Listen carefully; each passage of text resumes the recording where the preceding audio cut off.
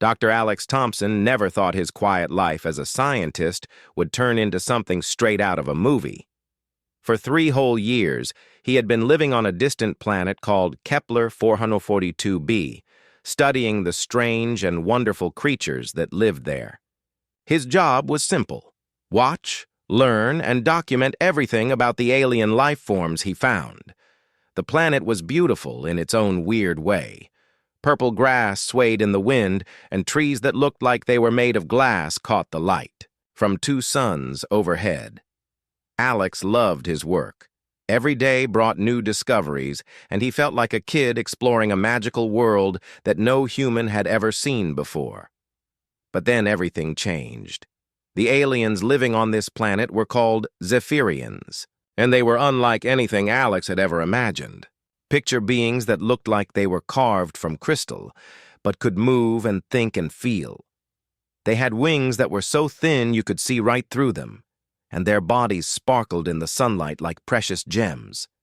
For 3 years, they had been peaceful neighbors to the small human research stations scattered across their world. The trouble started when big mining companies from Earth decided they wanted to dig up the planet's valuable resources. They didn't care that they were destroying places the Zephyrians considered sacred. These weren't just any places. They were the spots where Zephyrians laid their eggs and raised their young. Imagine if aliens came to Earth and started mining in hospital nurseries. That's how the Zephyrians felt. At first, the aliens tried to talk. They sent representatives to meet with the human leaders, hoping to find a peaceful solution. But the company's security guards got scared when they saw these tall, glittering beings approaching. Without warning, without even trying to understand what the Zephyrians wanted, the guards opened fire. That single moment of fear and misunderstanding started a war that nobody wanted. Alex watched in horror from his research station as the night sky lit up with explosions. Human ships in orbit were dropping bombs on Zephyrian settlements, while the aliens fought back with weapons that seemed to bend light itself. The beautiful crystal cities that Alex had admired for years were crumbling into dust. His radio crackled with urgent messages from military command. "All research personnel, evacuate immediately. This is not a drill. Report to evacuation zones for immediate transport off-planet." But Alex couldn't bring himself to leave. He had spent 3 years learning about these creatures, studying their behavior, their culture, their biology. He was probably the only human alive who truly understood how gentle and intelligent the Zephyrians really were. If he left now, that knowledge would be lost forever. Maybe, just maybe, he could use what he knew to help stop this senseless fighting. So while other humans packed up and fled to safety, Alex made the dangerous decision to stay behind. He moved his equipment to a hidden underground laboratory he had built for studying sensitive specimens. From there, he continued his work, hoping that somehow his research could help bring peace. The war raged for weeks. Every day, Alex watched as more destruction rained down from the sky. The Zephyrians, despite their advanced technology, seemed to be losing. Their peaceful nature had left them unprepared for the brutal efficiency of human military tactics. Then, during one particularly violent night of bombing, something happened that would change Alex's life forever. A massive explosion lit up the horizon near what had once been a large Zephyrian settlement. The blast was so powerful that Alex felt the ground shake beneath his underground lab. When he emerged to check for damage, he found debris scattered across the landscape. Most of it was just broken crystal and twisted metal, but one piece caught his attention. It was a pod, about the size of a small car, made from the same crystalline material as Zephyrian buildings. The pod was cracked and smoking, clearly damaged in the explosion, but something inside was glowing with a soft, pulsing light. Alex knew immediately what he was looking at. During his years of study, he had learned about Zephyrian nursery pods, special containers where their young developed before hatching.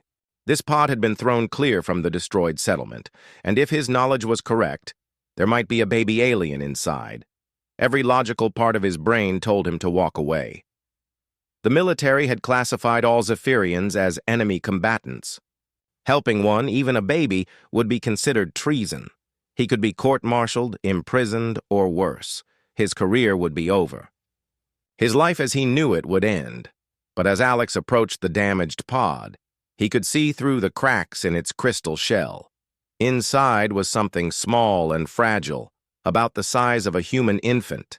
Its translucent skin was flickering with weak patterns of light, the same kind of bioluminescent communication he had observed in adult Zephyrians. The patterns were erratic, fading, clearly indicating distress. The creature was dying. In that moment, Alex faced a choice that would define the rest of his life.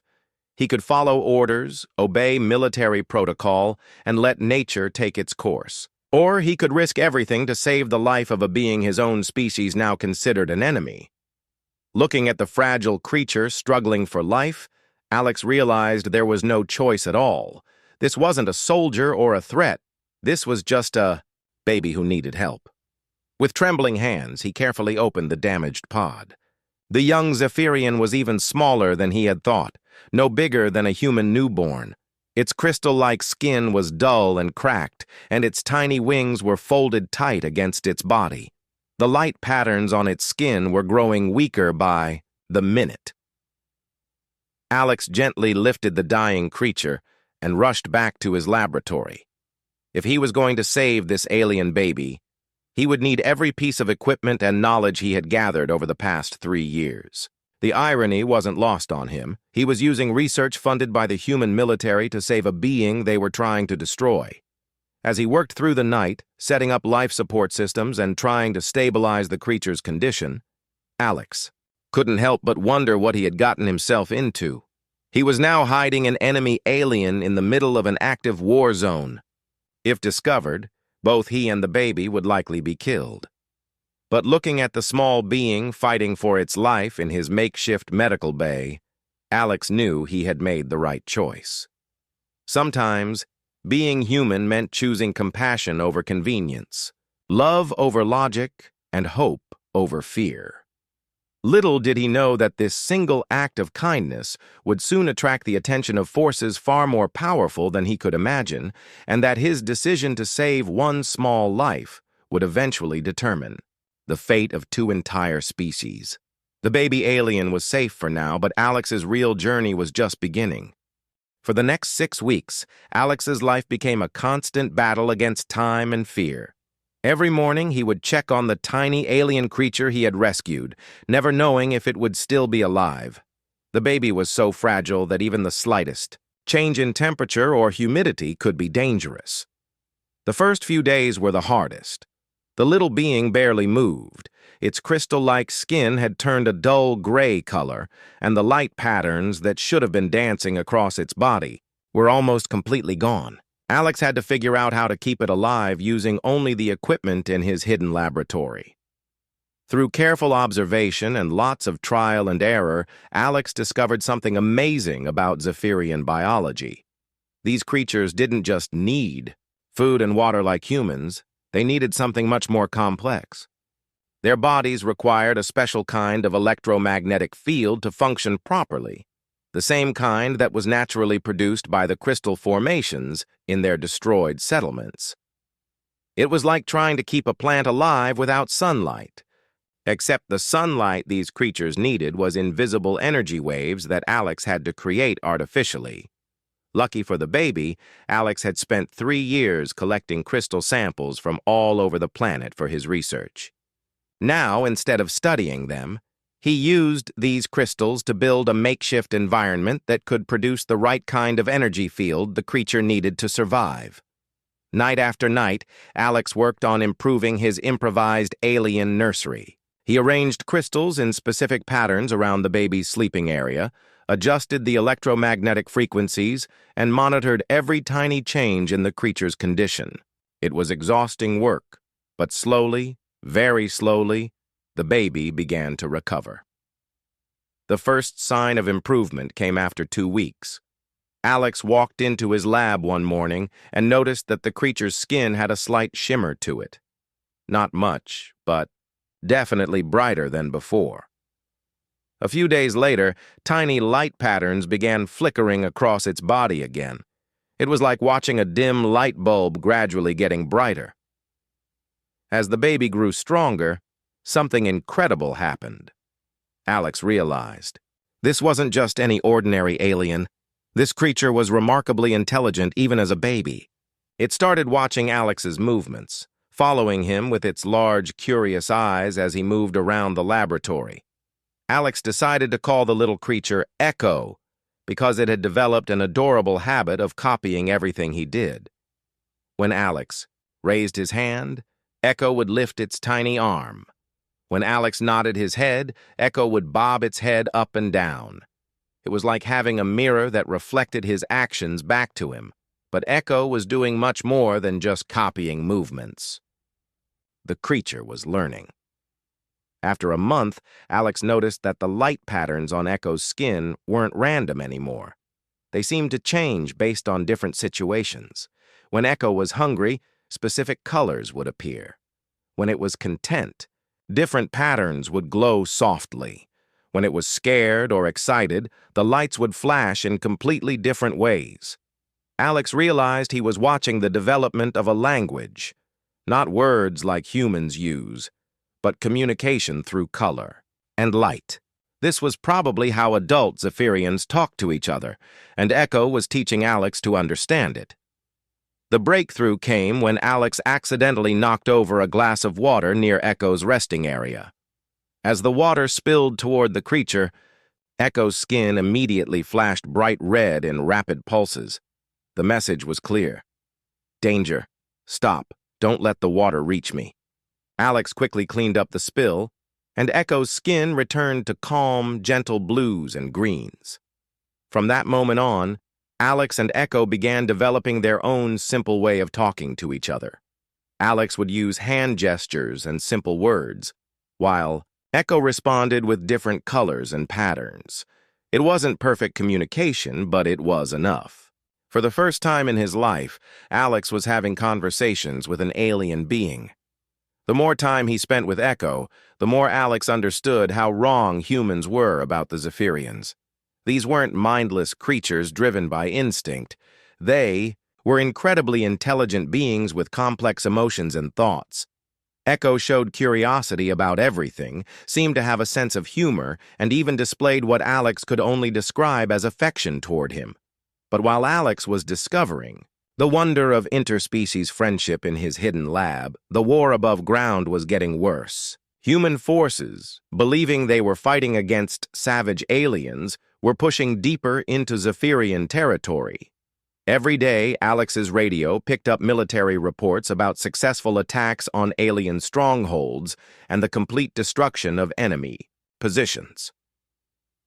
Alex tried repeatedly to contact military command, hoping to share what he had learned about Zephyrian intelligence and the possibility of peace talks. But every time he called, his messages were dismissed. The officers on the other end would cut him off, telling him that his soft science theories had no place in military strategy. They weren't interested in understanding the enemy. They just wanted to win the war as quickly as possible. What Alex didn't know was that his presence on the planet had not gone unnoticed.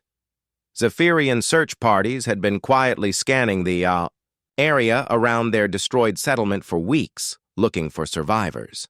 They had detected electromagnetic signatures that suggested one of their young might still be alive, but they couldn't pinpoint the exact location. Meanwhile, Echo was growing larger and stronger every day.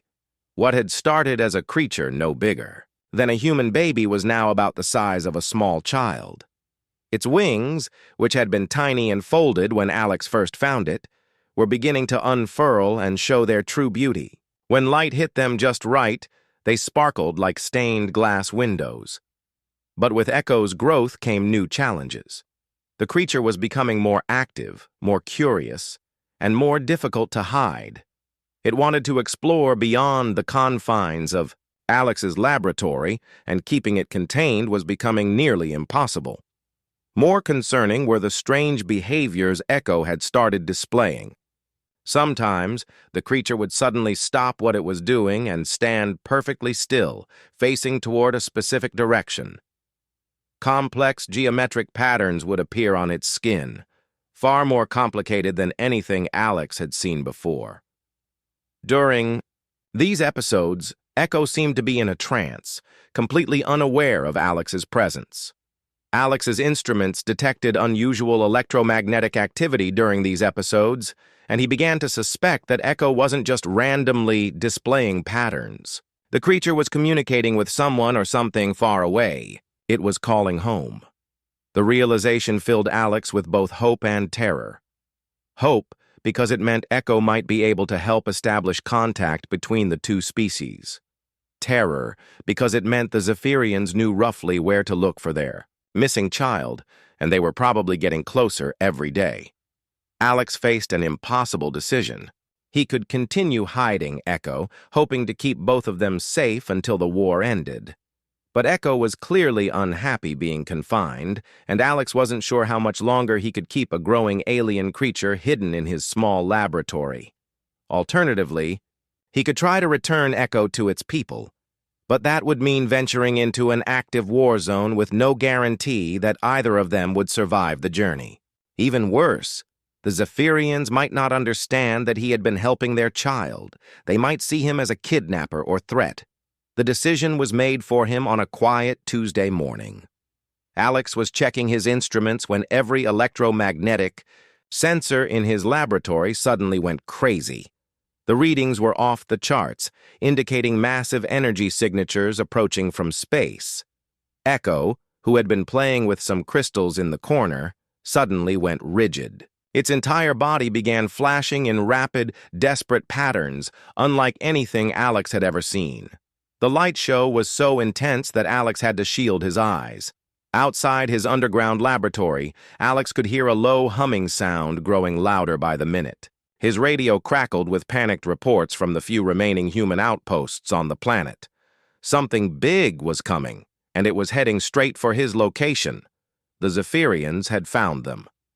As Alex looked at Echo, whose patterns were now flashing so quickly they were almost blinding, he realized that his 6 weeks of peaceful coexistence with his alien friend were about to end. Whatever happened next would determine not just their fate, but possibly the future of both their species.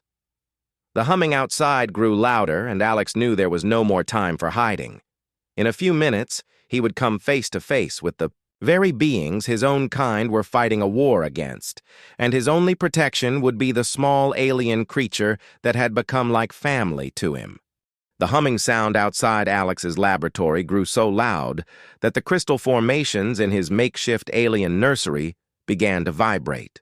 Equipment on his workbenches started shaking, and some of his smaller instruments fell to the floor with loud crashes.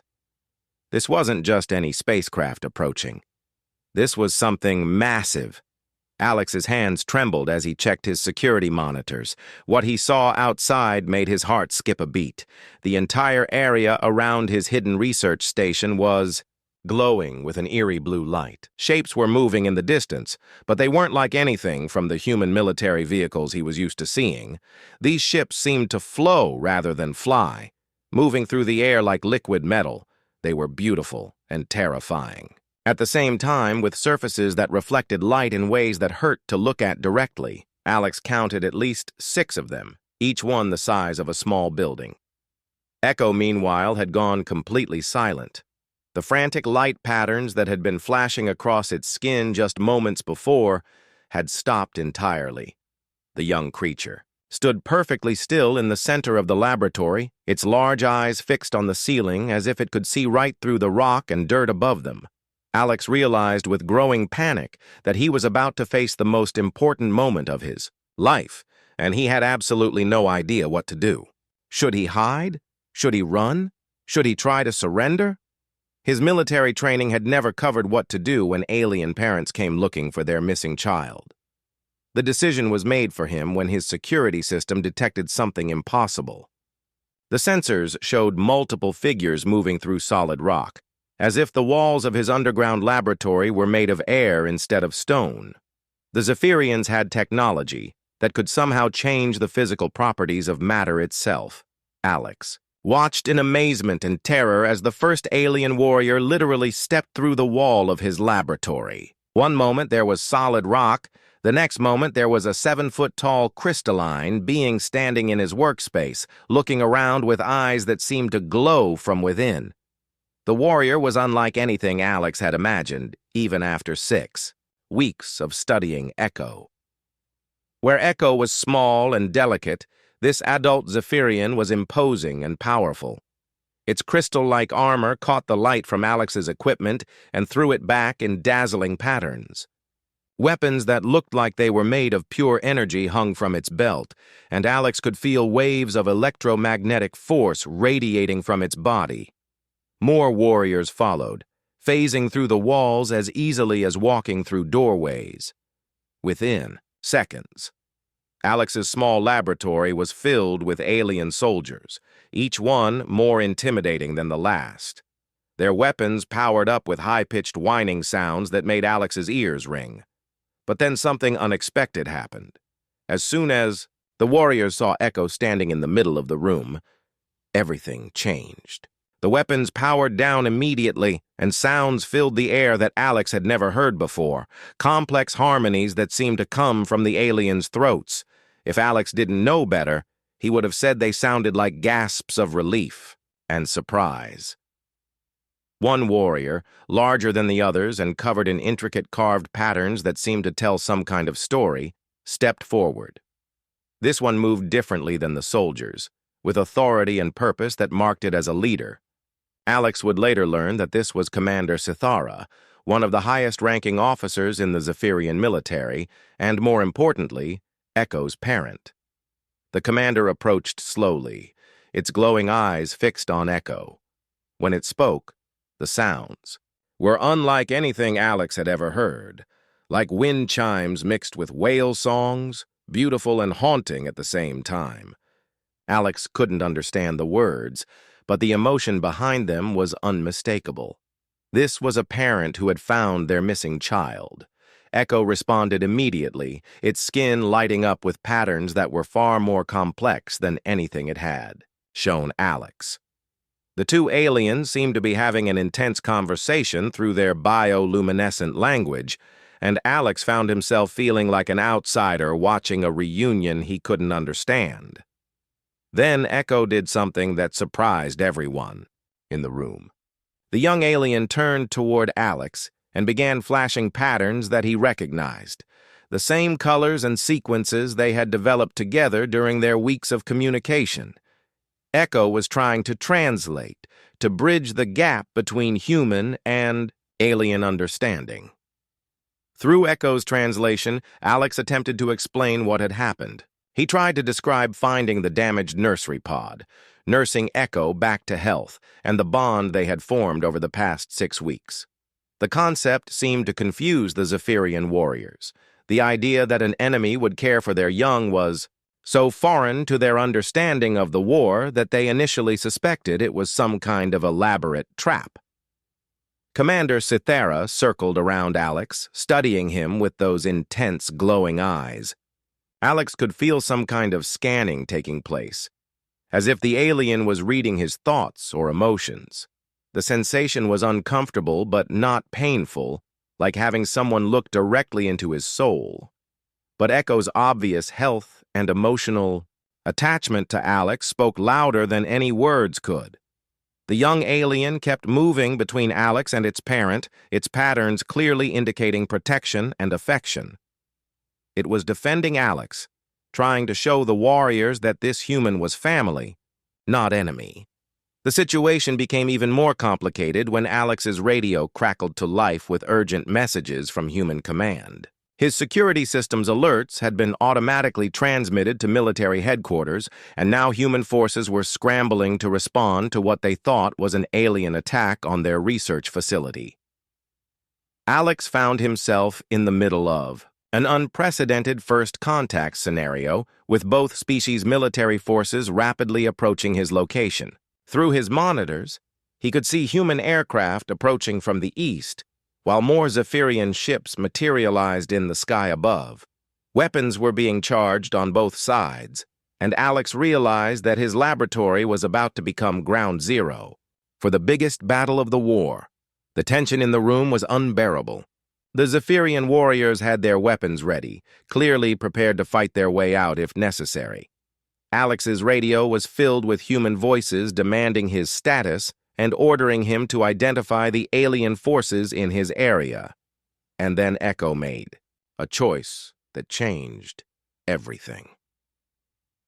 The young alien positioned itself directly between Alex and the Zephyrian warriors, spreading its delicate wings as wide as they would go. Its entire body began flashing with patterns that Alex had learned meant protect and family and no harm. Echo was literally putting itself in danger to shield Alex from its own people. Commander Sithara's reaction was immediate and dramatic. The alien leader took a step back, its bioluminescent patterns shifting to what Alex could only describe as shock and confusion. Through Echo's continued translation, Alex began to understand what was happening. In Zephyrian culture, a young one would only protect someone they considered true family. The fact that Echo was willing to defend Alex against its own species meant something profound. It meant that the bond between human and alien had become real in ways that transcended biology and species boundaries. The commander began making new sounds, softer and more complex than before. Echo's patterns became calmer, and Alex sensed that some kind of important decision was being made. He couldn't understand the conversation, but he could feel that his fate, and possibly the fate of both species, was being decided in those moments. Suddenly, alarms began blaring from Alex's equipment. His screens showed human military vehicles surrounding the area above ground, while Zephyrian ships took defensive positions in response. Both sides were preparing for battle, and Alex's laboratory was about to become the epicenter of a conflict that could destroy any hope for peace. As weapons powered up on both sides and the first shots of what could be the final battle of the war began to echo from above, Alex looked at Echo and Commander Sithara, realizing that the next few minutes would determine whether his act of compassion would lead to peace or to the complete destruction of everything he had worked to protect. Takyurkyan. Young alien he had saved was about to become the bridge between two worlds, or the final casualty of a war that should never have started. What happened next was something Alex never could have imagined in his wildest dreams. Commander Sithara made a decision that shocked both species. She ordered her warriors to lower their weapons and invited Alex aboard their flagship. The invitation came through Echo's frantic light patterns, but Alex could hardly believe what he was seeing translated. The human military was furious. Through his radio, Alex heard his commanding officers screaming orders for him to resist, to escape, to do anything except go willingly with the aliens. They assumed he was being taken as a prisoner of war, and some even suggested he was now a traitor for cooperating with the enemy. But Alex looked at Echo, who was practically bouncing with excitement, its skin flashing happy blues and greens, and he realized this wasn't a capture. This was an invitation. For the first time since the war began, someone was trying to build a bridge instead of burning one down. The journey to the Zephyrian mothership was unlike anything Alex had ever experienced. Instead of being dragged away in chains, he found himself gently lifted by some kind of energy field that surrounded him like a protective bubble. Echo stayed close by his side the entire time, its patterns constantly reassuring him that everything would be okay. The mothership itself was breathtaking. Alex had seen it from a distance through his monitors, but being inside was like stepping into a living crystal cathedral. The walls seemed to pulse with their own inner light, and the air itself felt alive with energy. Everything was curved and flowing, as if the entire ship had been grown rather than built. Zephyrian crew members stopped their work to stare as Alex passed by. Some seemed curious, others appeared frightened, but none showed the hostility he had expected. Echo chattered constantly in its light language, apparently explaining to everyone who would listen about the human who had saved its life. But the real shock came when they reached the heart of the ship. Alex was brought before Queen Veltar, herself the ruler of the entire Zephyrian species. If Commander Scythara had been impressive, the Queen was absolutely overwhelming. She was ancient beyond anything Alex could comprehend, her crystalline form containing layer upon layer of intricate patterns that seemed to tell the entire history of her people. When she moved, light danced around her like she was wearing a dress made of starlight. Her very presence filled the room with a sense of power and wisdom that made Alex feel like a small child. Queen Veltar studied Alex for what felt like hours, but was probably only minutes. Then she did something that terrified and amazed him. At the same time, she reached out with her mind and touched his thoughts directly. Alex felt his entire life flash before the Queen's awareness. She saw his childhood, his education, his years of research, and most importantly, every moment of his time with Echo. She witnessed his decision to save the dying alien baby, the weeks of careful nursing, the bond that had formed between them, and the genuine love he had developed for the small creature. When the mental connection ended, Alex collapsed to his knees, overwhelmed by the experience. But Queen Veltar's reaction was even more dramatic. The ancient ruler began making sounds that Echo quickly translated as amazement and something like joy. Through Echo's continued interpretation, Alex learned that Queen Veltar had discovered something that changed her entire understanding of humanity. In his memories, she had seen not the warlike, aggressive species her people believed humans to be, but a complex civilization capable of tremendous compassion and love. More importantly, she had witnessed the genuine emotional bond between Alex and Echo, a connection that transcended species boundaries and proved that understanding between their peoples was not only possible but natural. Then Queen Veltar made an announcement that would change Alex's life forever. Speaking in her musical language while Echo translated, she declared that Alex would be granted the status of Clutch Guardian, a position that had never been given to anyone outside the Zephyrian species. At first, Alex didn't understand what this meant. Echo's excited pattern suggested it was a great honor, and the other Zephyrians in the room seemed amazed by the Queen's decision. But as the full meaning was explained to him, Alex began to realize the magnitude of what had just happened. Clutch Guardian was essentially a family member, responsible for protecting and guiding a young Zephyrian until they reached adulthood. It was a sacred bond in their culture, one that carried both tremendous honor and serious responsibilities. Alex was now officially Echo's family, recognized by the highest authority in Zephyrian society. But there was a catch, a big one. According to ancient Zephyrian law, a Clutch Guardian could not abandon their charge. The bond was considered permanent and unbreakable.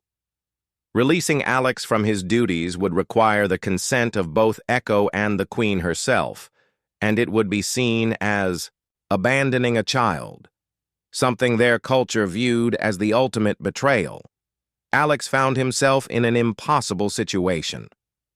The human military was demanding his immediate return and had already classified him as missing in action when he didn't respond to their evacuation orders. Some were even calling him a prisoner of war or worse, a traitor who had chosen aliens over his own species. Meanwhile, the Zephyrians insisted that his role as Echo's guardian was permanent and non-negotiable. Queen Veltar explained through Echo's translations that releasing Alex would mean abandoning Echo, which their laws and culture absolutely forbade. Days turned into weeks as Alex lived aboard the Zephyrian mothership. His radio constantly buzzed. with increasingly angry messages from human command, demanding explanations he couldn't give and threatening consequences he tried not to think about.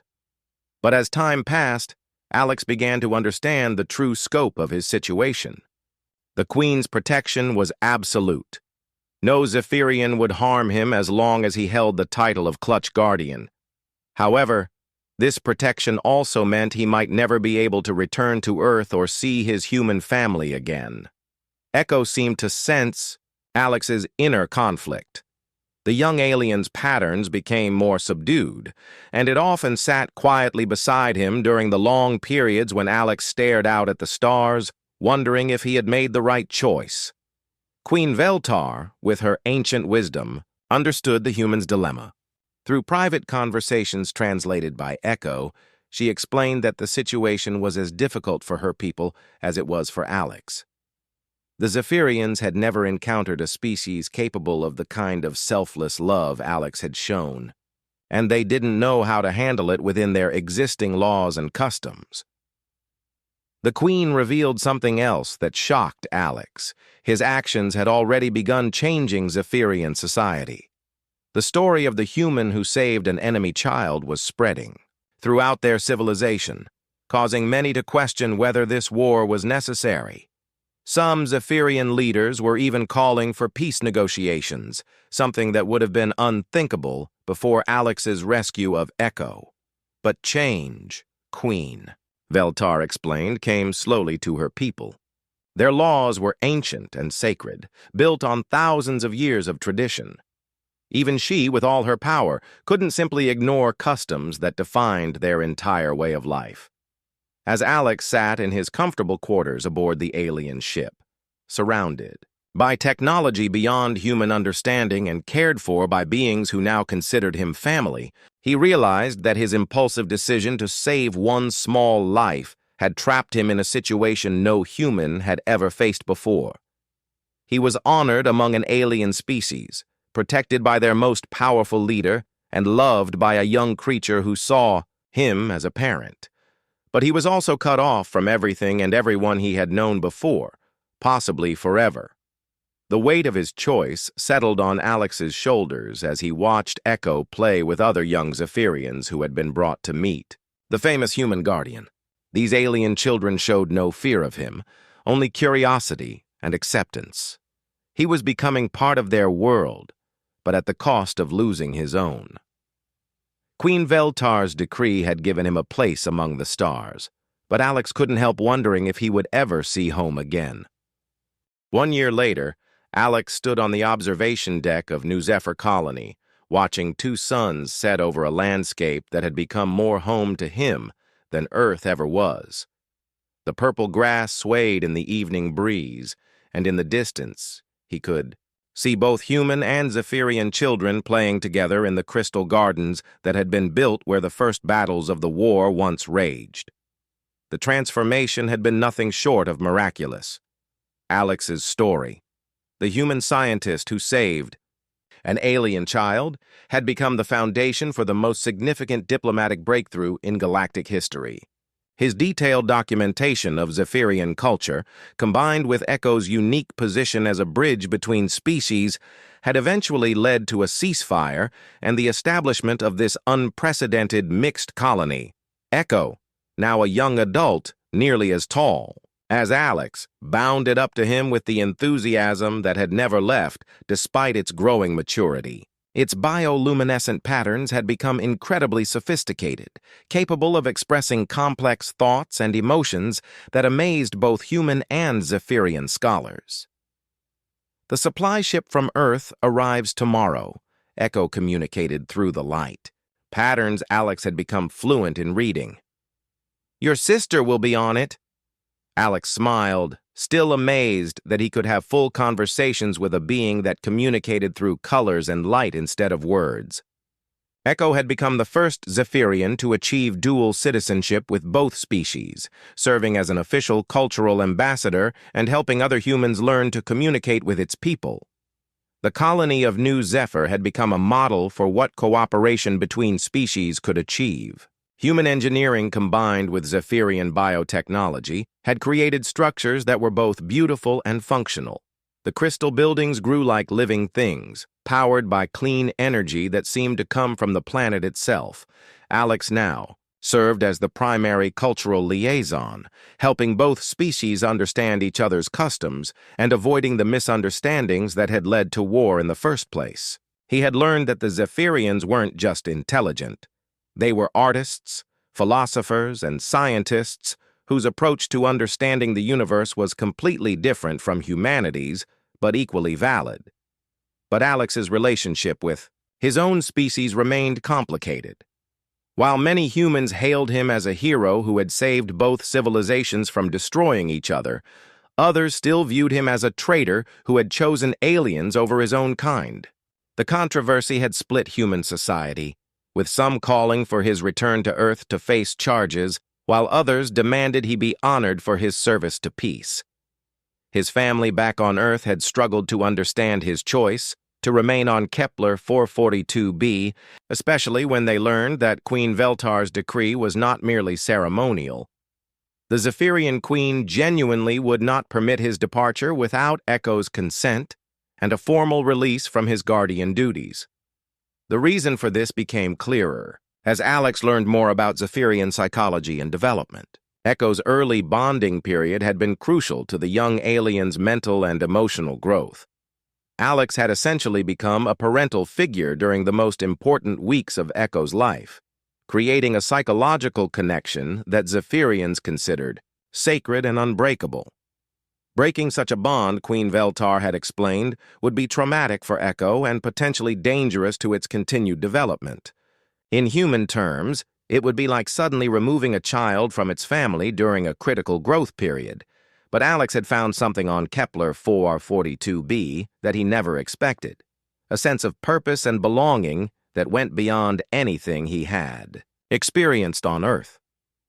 His research into interspecies relationships and consciousness had revolutionized both civilizations' understanding of what it meant to be intelligent life in the universe. His work with Echo had proven that the bonds between different sentient species could be stronger and more meaningful than anyone had previously thought possible. Echo's unique ability to think in both human logical patterns and Zephyrian intuitive sequences had opened new fields of study in cognitive science and psychology. The most amazing discovery was that consciousness itself seemed to be more flexible than either species had imagined. Humans and Zephyrians processed information differently, but when they worked together, they could solve problems that neither could handle alone.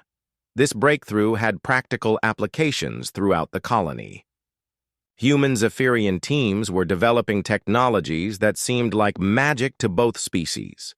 Medical treatments that combined human precision with Zephyrian bioenergy were healing injuries and diseases that had been considered impossible to cure. Agricultural projects that merged human farming techniques with Zephyrian plant communication were producing food in ways that seemed to make the very ground more fertile and alive. Alex walked through the colony's central plaza, where humans and Zephyrians worked side by side on projects that would have been science fiction just 2 years ago. Children of both species played together, learning each other's languages and creating games that incorporated both movement and light pattern communication.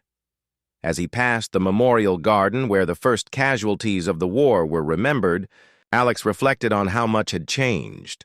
The crystal flowers that grew there were tended by both human and Zephyrian gardeners, creating something beautiful from the site where so much pain had begun. His personal communicator chimed with an incoming message from Earth. Alex opened it to find a video from his sister, Dr. Lisa Thompson, recording from the spacecraft that would arrive tomorrow. "I'm finally going to understand the choice you made," she said in the message, her face showing a mixture of excitement and nervousness. "I've been studying Zephyrian culture for months, preparing for this assignment. I want to see the family you found among the stars." Alex felt a surge of joy at seeing his sister's face. Lisa had volunteered for the cultural exchange program, becoming one of the first humans to formally request assignment to New Zephyr Colony. Her specialty in xenobiology would be invaluable to the research teams working on interspecies projects. That evening, Alex received an unexpected summons to meet with Queen Veltar, who had established a residence in the colony to oversee the integration process. The ancient ruler's presence still filled any room she entered, but Alex had grown comfortable in her company over the past year. Through Echo's translation, Queen Veltar shared news that would change Alex's life once again. She had been studying human family structures and had come to understand the importance of blood relationships in human culture. For the first time since making her original decree, she was prepared to make an exception to the Clutch Guardian law. Alex would be permitted to return to Earth to escort his sister back to New Zephyr, provided he formally swore to return to the colony and continue his duties as Echo's guardian. It was a gesture of trust that showed how much the Queen's understanding of humanity had evolved. As Alex stood in the bioluminescent gardens that night, surrounded by both human colleagues and Zephyrian friends, with Echo excitedly planning all the things they would show Lisa when she arrived, he realized something profound about his journey. His impulsive decision to save an enemy's child hadn't trapped him in an alien world. Instead, it had freed him to become part of something larger than any single species, a new form of family that spanned the stars and proved that love and understanding could bridge any gap, even the vast spaces between worlds. Tomorrow, he would see his sister for the first time in over a year. Next week, he would return to Earth briefly to help her transition to life among the stars. But this colony, this strange and wonderful place where two civilizations were learning to become one, was his true home now. Looking up at the twin moons rising over New Zephyr, Alex smiled as Echo's patterns painted gentle colors across the evening sky. The universe was vast and full of wonders, but the greatest discoveries weren't found in distant stars or advanced technologies. They were found in the simple act of caring for something small, vulnerable, and different from yourself. And sometimes, if you were very lucky, that simple act of kindness would grow into something that changed the entire galaxy.